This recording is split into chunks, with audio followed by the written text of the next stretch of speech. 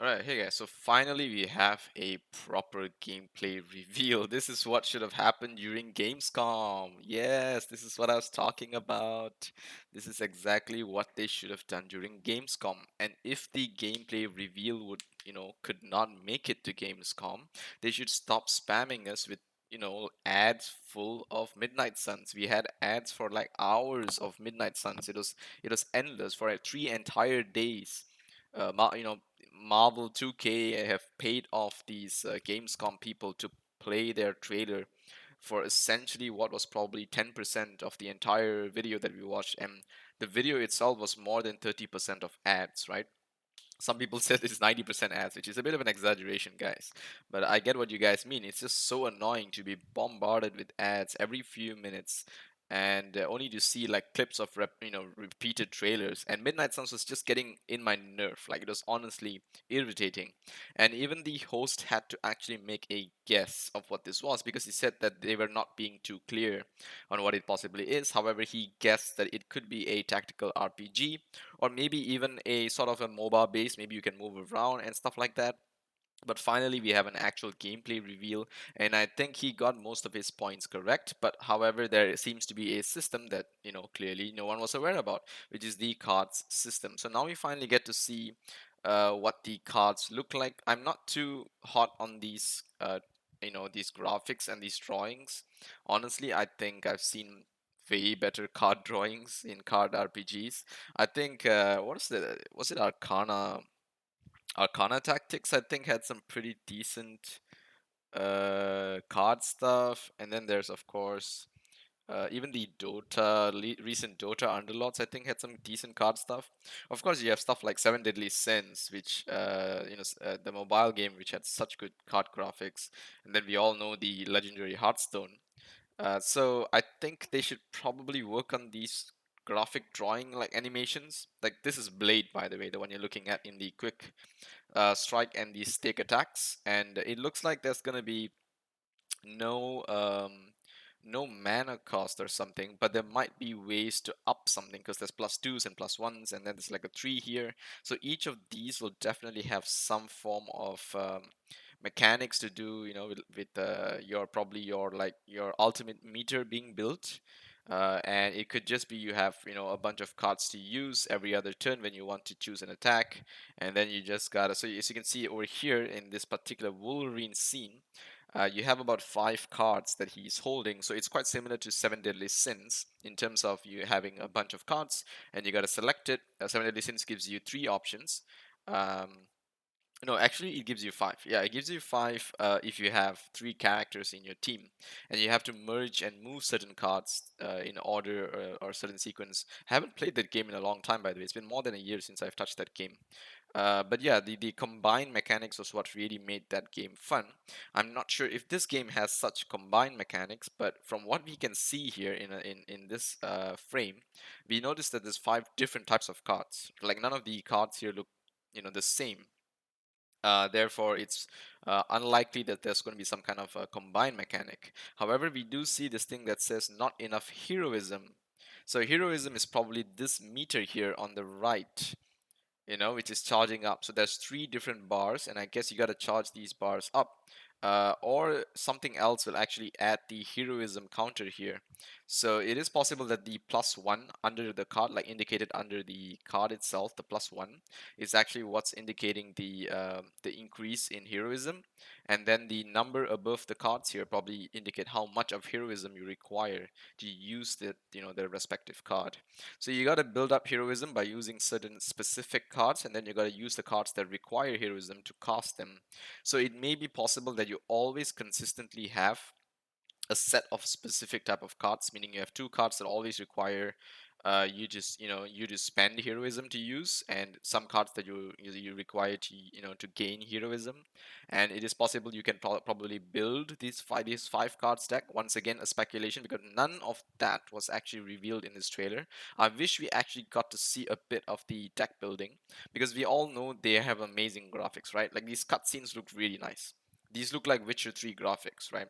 maybe even a little bit more polished. But regardless, the graphics and the animations look pretty good.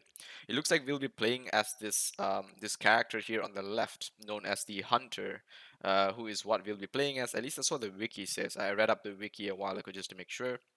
And we'll be playing as the hunter, and we'll be using these heroes in our missions, and we may even play as the hunter herself. We don't really know for sure, but yeah, we'll be able to probably build up some cards, and then we can decide what cards we want to bring in. The number indicated on the top left below the sword is definitely the damage that that particular attack does. And it also looks like targeting the attack to a particular obstacle will give us some options as well. I really like these mechanics that play around with your environment. It's very realistic in combat, especially.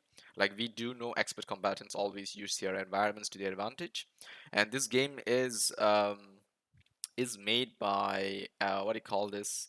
Like the developers of Sid Meier's Civilization, XCOM 2. Uh, yeah, basically it's by those, like those, the developers of those games, and those games are pretty good. All of Sid Meier's games are generally decent games, Civilization being among the better ones. And of course, XCOM 2 is also a pretty decent game. I do believe they had a hand in Borderlands as well, or something, maybe. I think Borderlands was one of the games. But it is also published by 2K, and 2K are famously renowned for their expansion packs. They always have these DLCs, right? And what I'm worried is that certain heroes may be locked by DLCs. I think there's no real escape from it. There has to be a DLC with, something locked behind it, in order for you to purchase the DLC. So knowing that we're gonna have a DLC, I think it's just a matter of time before we accept the fact that there are some, like if it's gameplay, like if it's just a chapter of a story in that particular DLC, I think it still wouldn't be too bad as long as the core story is completely there in the official game. But having a character locked behind the DLC, I think would be a little bit painful. Like if you say that you're going to give us credits that we can earn by actually just playing the game normally and get the character, or we have to purchase the DLC and get bonus credits, right? And some maybe additional costumes and stuff. I think I'll be down for that, right? You wanna pay to just unlock a character that you could otherwise unlock by regular gameplay. I think that's fine. But if that character is so meta defining and stuff like that, and then you gotta just pay to get that, I think that's I hope that's not the case. I really am against these pay to win mechanics, and I'm pretty sure everyone else is, unless you are some kind of wallet warlord. So over here we also see Doctor Strange in this particular scene, and we can see him, I think, using another one of his like regular abilities. None of these abilities require heroism, and the animations look pretty cool.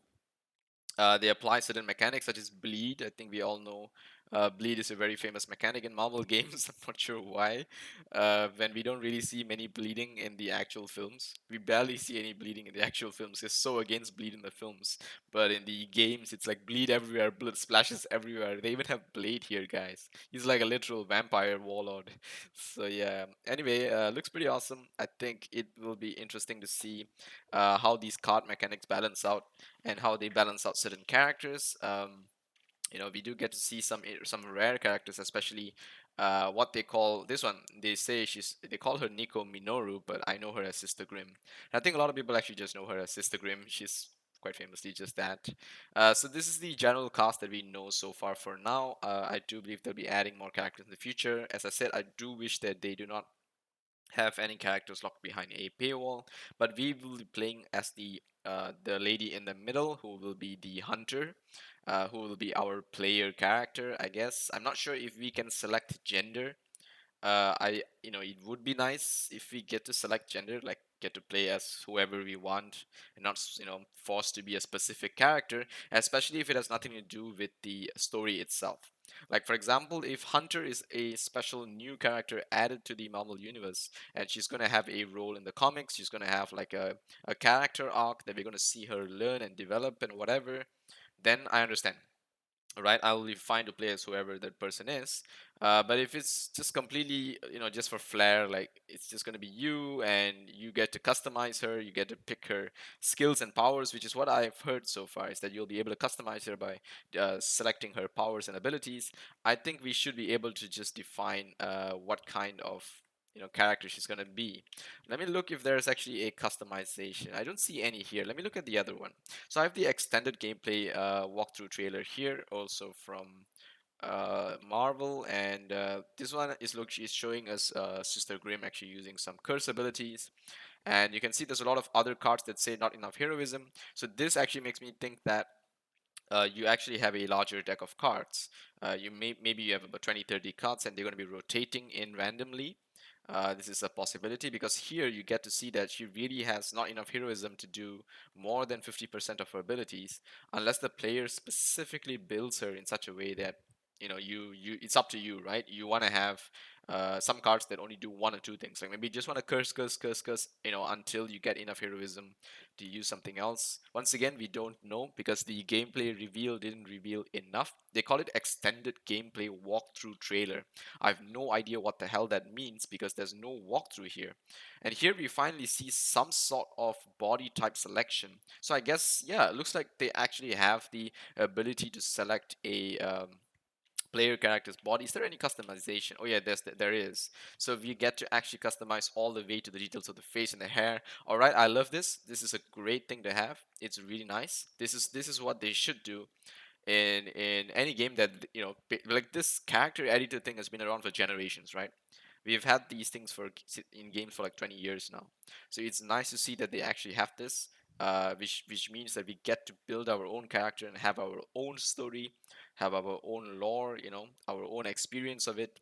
And it really makes us feel like we are a part of this Marvel universe and not like we are looking at what's happening through the eyes of another person in third person. Instead, it feels like it's you, it's the character you built, and the story you are creating for yourself. I like that. That's a nice experience. And let's see, what else do we have here that's going on? So this one looks like there's gonna be a lot of minions. I think fighting minions is a thing. In any Marvel game, it's not really anything that you can do about it.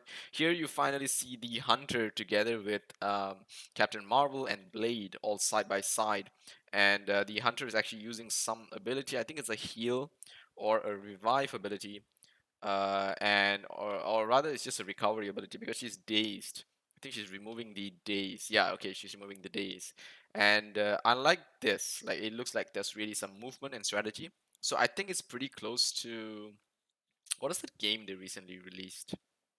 Yeah, I think it's just XCOM 2. It's pretty close to XCOM 2 in terms of the way you can move your characters around. You can move a certain number of spaces, and then you have movement, like things that define your movement. Certain characters can move further and all that. I'm not sure how they're going to play around with the flight mechanics of specific characters. Like we all know Captain Marvel can fly, for example. So I'm not sure how they're going to play with those mechanics. But I think they're just going to be hovering in a certain place, and then you gotta just decide where they're going to move and whatever. But regardless, all these like little cutscenes in this room, it looks like a station that you're going to be in before you get deployed. So it's like a base, right? You have a base, you're going to get deployed for specific missions, and then you go and complete those. And I think it's a decent idea. The concept looks very straightforward. Nothing really too fancy here. All these little you select a card and you do a certain skill. I think all these are going to be fun because there's a lot of strategy involved, and I'm totally a fan of strategy. I'm totally a fan of deck building, card building, turn based. All these look super cool. It's not always you want to have a MOBA where you just run in and press button mash and end up dying or killing people and you're like hoo ha, I button mashed. But here it actually looks like there's going to be some strategy involved, some combination of characters. But this one really comes down to balancing. It really comes down to how the developers can balance the game so that every character has advantages, disadvantages, feels usable in some way, and it's not everyone's going to be like favoring a particular character. I mean, obviously there's going to be tier lists and stuff, right? You can't really avoid that. If you have a variety of characters, a variety of skills, there's always going to be one character that's just better in certain things than others. But I think there should be like everyone should have their pros and cons that's reasonably balanced. Like if there's 4 pros for everyone, there should be 4 cons for everyone, and similarly. So yeah, so there might even be like a team attack. Not really sure. I don't see it, but I like this how you can select a specific target, and then it actually gives you like like the aftermath of what happens if you select that target, what obstacles you hit, the surroundings you use. It looks really cool. This is what we totally should have got during Gamescom, so that the hosts don't look like a fool, honestly, because If this was given to them on the spot, they can really talk about this. This looks really fun. They can tell that, oh, I like these turn-based mechanics. I like how XCOM 2 worked. I like, the developers of Civilization. I trust them in terms of these, movement-based skills and combats and mechanics and whatever. But there's also DLCs that we gotta be worried for in 2K. So it's just some of these things that we gotta remember. I think 2K also made Evolve. I played Evolve long ago, and that's not their better days. Trust me, that was one of their not so nice, not so defining moments, I guess. So yeah, anyway, it looks pretty interesting. I think in general, we have to wait until the actual game drops, because we don't really see any deck building mechanics being shown to us yet. We see how the cards work. We know there's going to be some dialogues, there's going to be some story, and probably going to have like a path. So here we see there's three options. One seems like it doesn't really do anything, like it doesn't really change your alignment, whereas the first one says that's why they call it a prophecy, aligns you to the crescent moon. I'm not sure if that's dark or whatever. And then the we have to stay positive aligns you to the light side. So I guess it's some sort of, like just story progression. And if there's multiple branches, multiple options, and like you can really select your own story, I think that'll be super cool, super nice to see as well.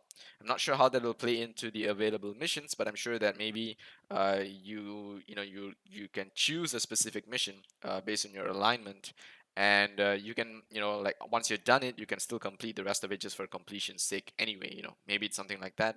So we need to see all those. We get to see these yacht upgrades. There's certain things that I guess will upgrade your room, and that probably will improve, your overall mechanics for earning XP, gold, and whatever. Maybe even some rare cards, unlocking certain rare cards. But as I said before, the art style on the cards are not as good as what we are looking in the background in the game itself. I would like to see them improve the art style on the cards a little bit. Let's just look at the one we initially had here from Nico. So Sister Grimm's cards here also look meh, nothing really impressive. Like the graphics in the front is just outstanding compared to what we see on the cards itself. So I'm not sure if that's what they wanted to go for. Like they're like, let's not be bothered about the cards because the game mechanics itself looks so much cooler, so we don't really have to care about the cards.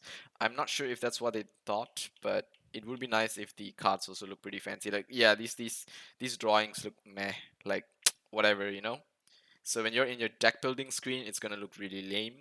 But regardless, the environment, the enemies, and the design of it looks really cool. I'm not even in the highest quality settings. I think I'm in like 720. If I go to like 1080, yeah, it looks pretty crisp. I have to say, it looks really crisp. But yeah, the cards really don't impress me, not impressive.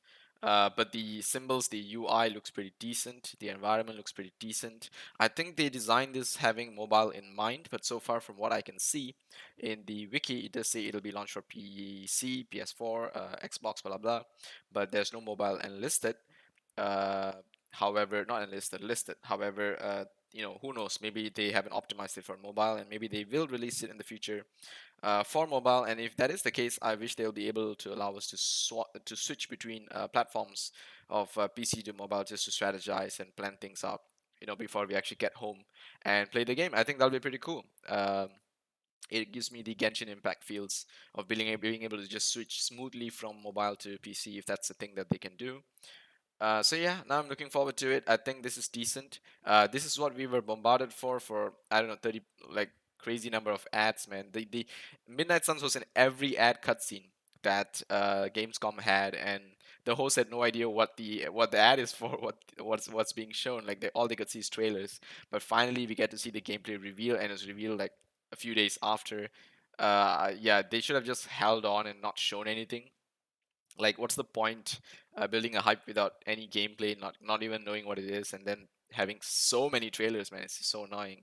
But yeah, now it gives me a little bit more confidence to say that it looks interesting, but we have to see, what the experience is like when you're actually playing it. Because as I said, we don't really see any deck building mechanics being shown to us here. We don't see what the map and the strategy selection looks like, what the character selection looks like. We don't see what the choice of enemies, like, the bosses and whatever, boss fights and whatever selection, what it looks like. We don't get to see any of that. we do see some pretty cool fight scenes, like the action scenes look cool. The cutscenes look amazing. Yeah, the cutscenes look like straight up you're watching some animated film, and I really like that. That looks really cool. I really like, it's like you're purchasing a movie together with the game itself, and I think that's really nice. That feeling is really good. And yeah, these graphics really look pretty impressive, I have to say. So yeah, I'm really looking forward to it. All the best to the developers to get this game up, to be as perfect as possible during launch. Because this, with the number of trailers that were dropped, there's a lot of hype over this game. Iron Man still looks a little bit plastic, not really very iron, but they may be able to polish that up when the actual game gets released. Uh, and Doctor Strange, yeah, he's a lot more classic looking here, and I think it's pretty decent. I think all the characters look fine. They have their own drawings and their own art style. It is unique to itself. I think that's fine. I have no issues with that. So yeah, that's it. Looking forward. I'll see you guys in the next one. Take care.